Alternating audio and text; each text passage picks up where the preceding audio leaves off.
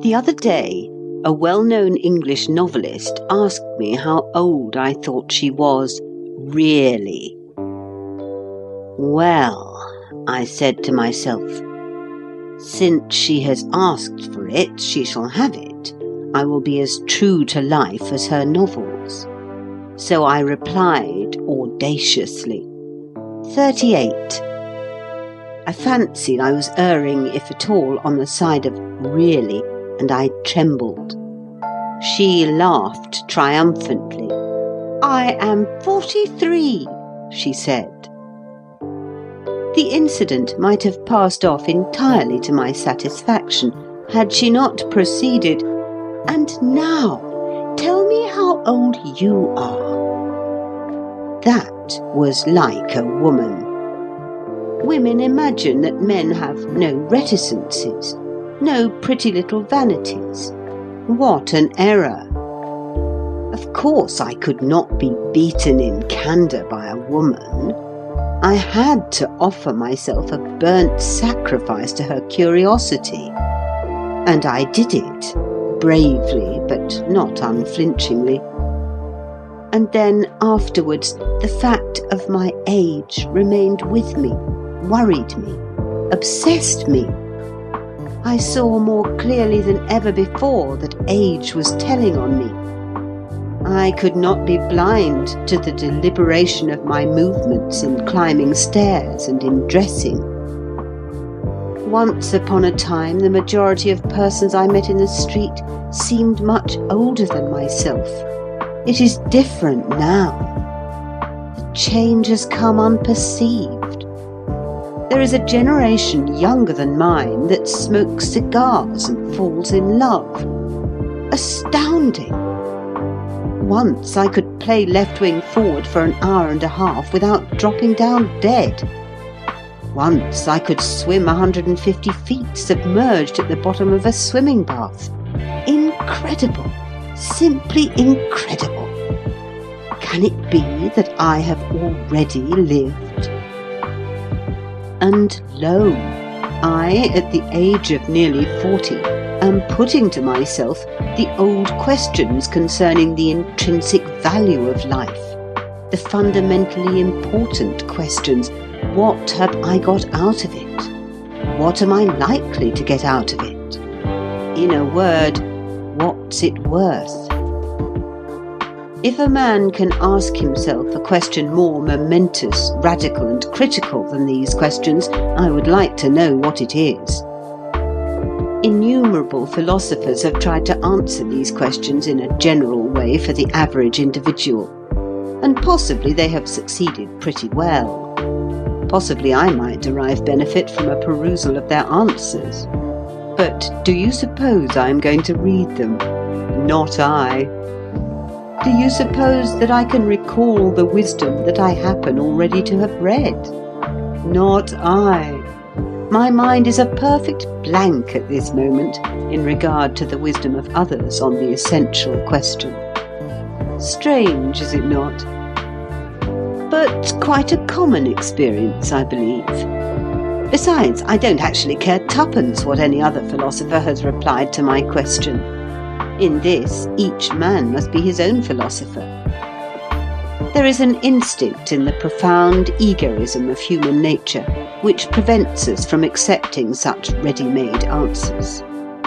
What is it to us what Plato thought? Nothing. And thus the question remains ever new and ever unanswered, and ever of dramatic interest.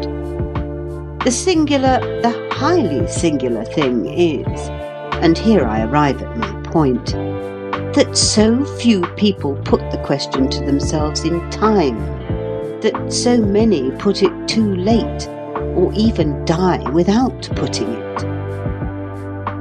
I am firmly convinced that an immense proportion of my instructed fellow creatures do not merely omit to strike the balance sheet of their lives, they omit even the preliminary operation of taking stock. They go on and on and on, buying and selling they know not what, at unascertained prices, dropping money into the till and taking it out. They don't know what goods are in the shop, nor what amount is in the till, but they have a clear impression that the living room behind the shop is by no means as luxurious and as well ventilated as they would like it to be. And the years pass, and that beautiful furniture and that system of ventilation are not achieved. And then one day they die, and friends come to the funeral and remark, "Dear me, how stuffy this room is, and the shop's practically full of trash." Or, some little time before they are dead, they stay later than usual in the shop one evening and make up their minds to take stock and count the till, and the disillusion lays them low, and they struggle into the living room and murmur, "I shall never have that beautiful furniture, and I shall never have that system of ventilation. If I had known earlier, I would have at least got a few inexpensive cushions to go on with, and I would have put my fist through a pane in the window. But it's too late now. I'm used to Windsor chairs, and I should feel the draught horribly." If I were a preacher, and if I hadn't got more than enough to do in minding my own affairs, and if I could look anyone in the face and deny that I too had pursued for nearly 40 years the great British policy of muddling through and hoping for the best, in short, if things were not what they are, I would hire the Alhambra Theatre or Exeter Hall of a Sunday night, preferably the Alhambra, because more people would come to my entertainment, and I would invite all men and women over 26.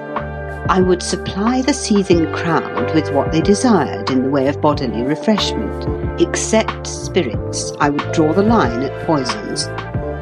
And having got them and myself into a nice, amiable, expansive frame of mind, I would thus address them, of course in ringing eloquence that John Bright might have envied.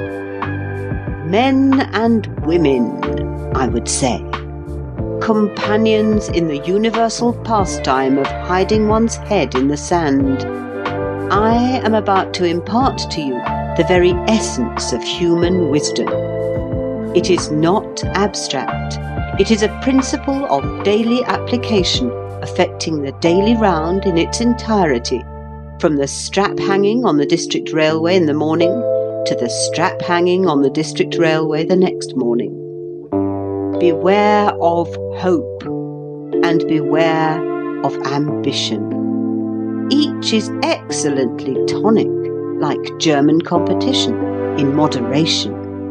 But all of you are suffering from self-indulgence in the first, and very many of you are ruining your constitutions with the second.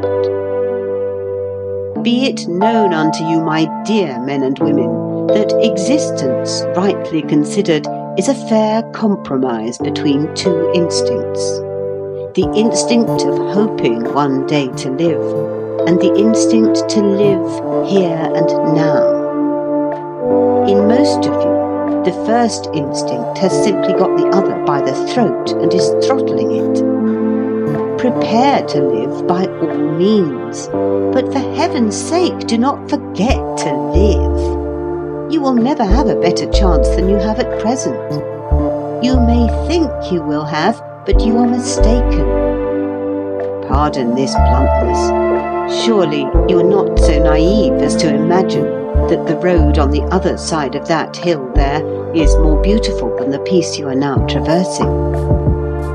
Hopes are never realized, for in the act of realization they become something else.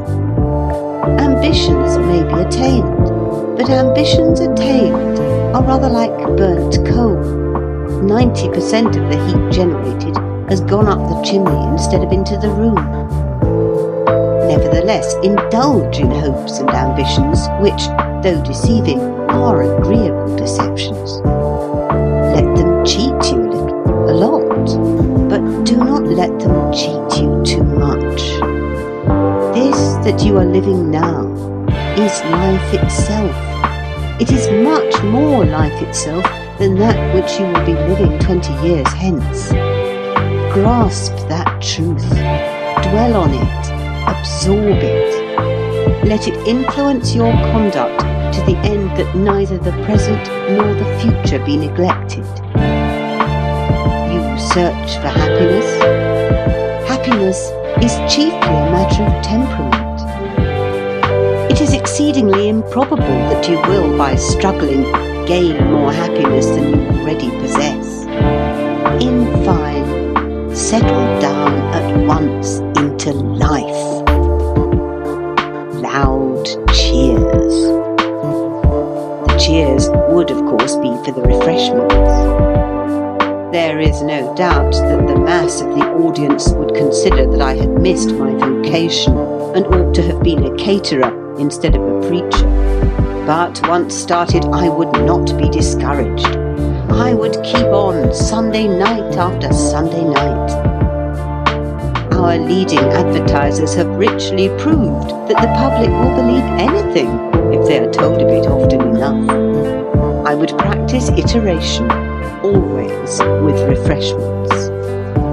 In the result, it would dawn upon the corporate mind that there was some glimmering of sense in my doctrine, and people would at last begin to perceive the folly of neglecting to savour the present, the folly of assuming that the future can be essentially different from the present, the fatuity of dying before they have begun to live.